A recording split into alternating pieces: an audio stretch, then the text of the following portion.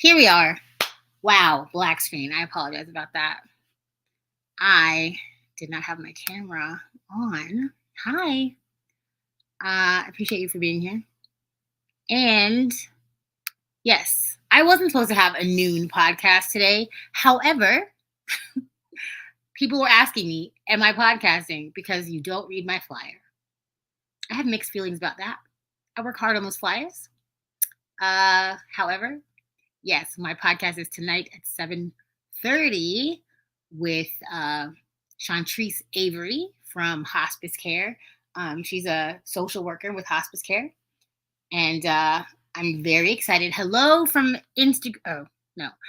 Hello from Instagram. Hello from Facebook. Hello from YouTube. Hello from Tickety Tockety. I appreciate you for being there. You see me now. You see me now. Good.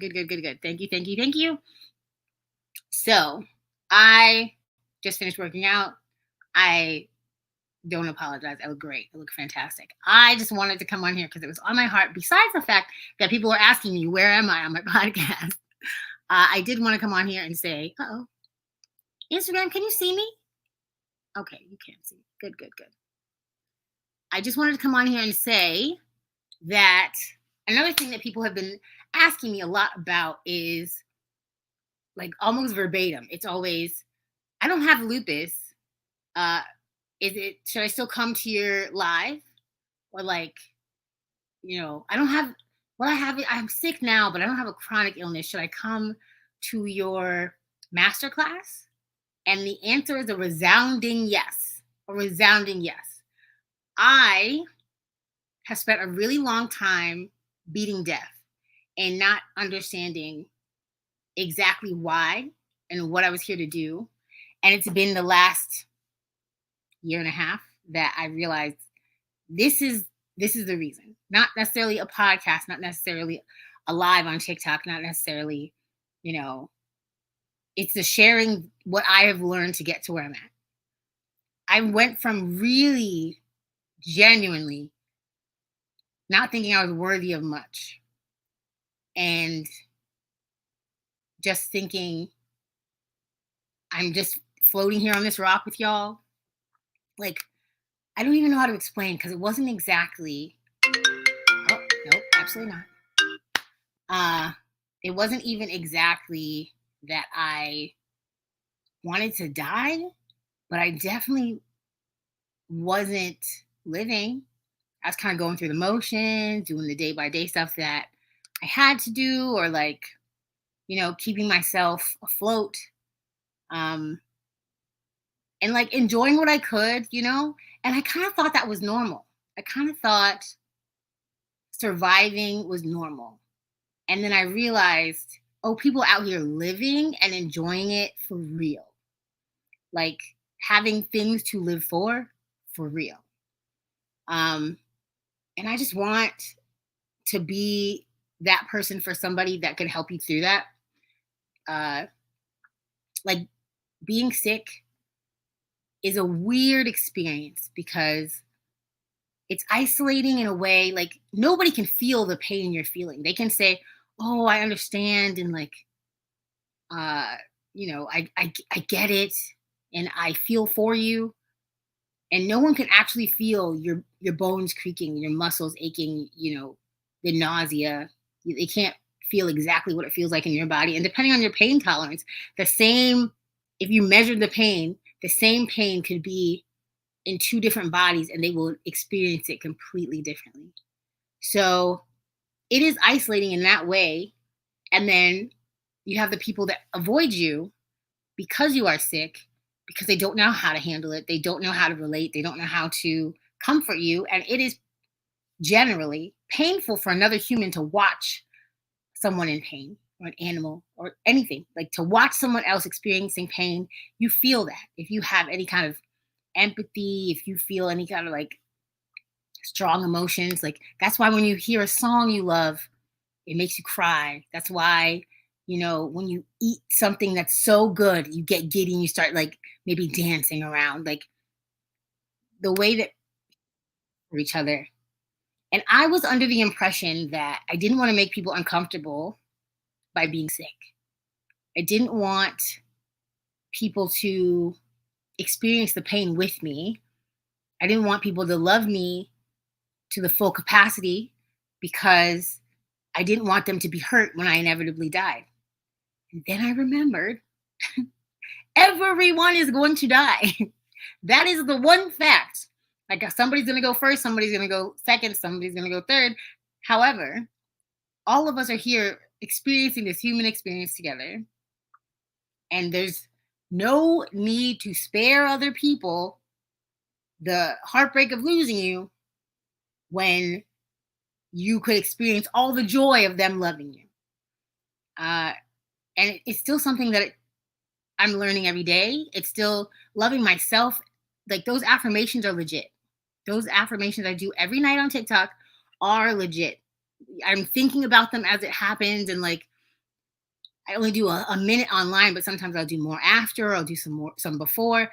I am talking to myself like I'm my best friend, like how I would want someone to talk to me, or how I would want someone to talk to my best friend or my family, or, I want to feel that. It's not just words. And even if it was just words, even if I have to lie to myself to like brainwash myself into thinking like these are the facts, that's what I have to do. And that's okay. That's okay. This face, this body is the least, like the way that I look is the least interesting thing about me. And I know that now. Like I always wanted to look like whatever else and whoever else, and wish my body did a little bit of this and the booty was like that and da da da. And honestly, this body right here, it may not be everything to everybody, but it's what allows me to experience this life, which so many people are not able to do, and which I almost wasn't able to do several times.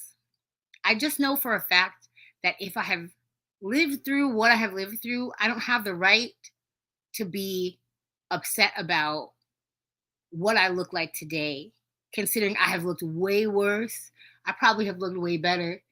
And the body will always change. The face will always change. I'm aging. I'm aging gracefully and beautifully. Good black, I mean, I'm just on here because I feel so blessed and I want to share it with y'all. I'm going to take just out of it. I feel very indebted to God, and like the fact that I'm here, is such a testament. Like I was so, at one point, so apathetic. So like, well, whatever, because I was in pain and I was just like, being sick sucks and no one's helping me and me. Then I remembered, like, it's not me by myself. Let me make that super clear. It is the community that I'm around, is the people that speak life to me every day. They look me dead in my eyes, whether or not it's through a laptop screen, and tell me that I am special, that I am beautiful, that my smile is amazing, that I'm funny, that I am all of these things to them, that it means so much to me. And yet I don't even put all of the weight into what they're telling me, because they got me. This year and a half is the most consistent I've ever been with my Bible, ever. And I read what God says about me every day, every single day. And, I'm beautifully and wonderfully made. And it's true. Like, it might not be what, I want it to be, but it is that way for a reason. And I'm strong enough and capable enough to change anything about myself at any time with consistency, really wanting it, not just like, oh man, I wish like I had this bikini body, whatever. Like I'm here on this earth. I'm still able to think and learn and do things and relate to people and experience all these experiences. And I'm just so glad that I didn't give up. I'm so glad I didn't give up. And I hope that you come back to my podcast later and hear this interview about hospice that I didn't realize wasn't just something you get on death's doorstep. It can be an aid to a lot of people who don't know that they have the opportunity to have it. I should have had it and I didn't know. Um, and if at some point I have to have it again, I will call for it because it is necessary sometimes. And people are dying because they are trying to do everything on their own and they don't need to. So it's going to be an interesting conversation. I'm very excited. I'm very happy to be able to bring this conversation to the interwebs, to my followers, to my loopies and beyond. And tomorrow, love you too, Auntie. God bless you. These comments are amazing. Thank you guys. I am having my masterclass tomorrow evening, 7 p.m. If you do not have the link to register, please get in my inbox and register. I want to make sure that everyone knows this is for everyone. Chronic illness is not just lupus. It's not just fibromyalgia. It's the simple things that you don't realize are chronic illness.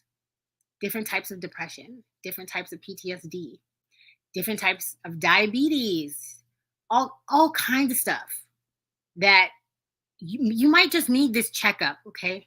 You might just need this little light to come on to remind you of who you are. And I'm a God girl, so I'll always tell you whose you are and bless you with that knowledge. I'm not trying to diminish anybody else's beliefs. These are just my beliefs. And, you don't have to go deep into that. I don't want to offend anyone. I love you guys too. I just want to make sure you know that this masterclass, it's 4 steps to transform your life in the face of chronic illness. And it could be anything. It could be anything. Stop by, okay? Stop by and see me and let's talk. Let's get this work. Let's work on ourselves. You deserve to love yourself.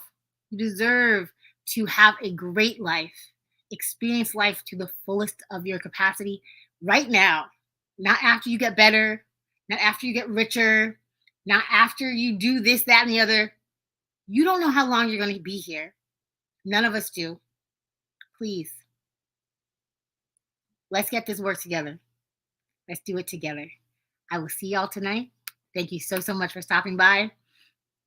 I love you. I'm going to shout people out. It's the end of the podcast. I do what I want. Rochelle, I love you. I miss you. Oh my gosh. Come visit us in Georgia. Please be safe from storms. I know you're far away now, but yes.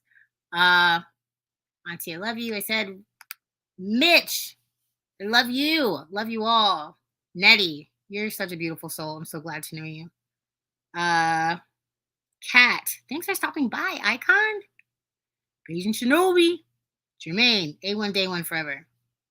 Okay, I am out. Thank you so much for stopping by. And I will see y'all tonight at 7:30. Be there. The guest is going to be fire. All right. Bye.